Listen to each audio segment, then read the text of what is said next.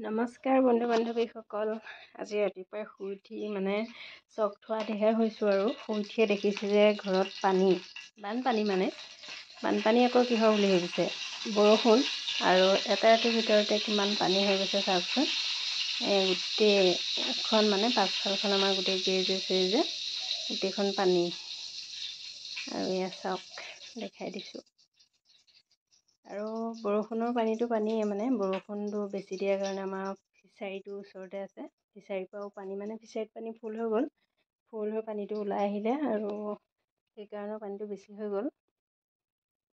তাৰপৰা এয়া চাওক, আৰু এয়া গোটেই পাছফালখনেই পানী। আৰু এয়া ফিচাৰীটো আমাৰ লাগিয়ে আছে আৰু এইটো দেখিছে। আৰু আমাৰ আগফালৰ পথাৰতো পূৰা পানী, খেতিত পূৰা পানী আৰু বগা হৈ আছে গোটেই। তাৰপৰা পানী দেখি আকৌ আমাৰ মাইনাও গা ধুও লাগিলে, তাইক উলিয়াই দিলোঁ। আৰু এয়া দেখিছে কিমান গা ধুইছে, খুব ফূৰ্তি পাইছে পানী পাই।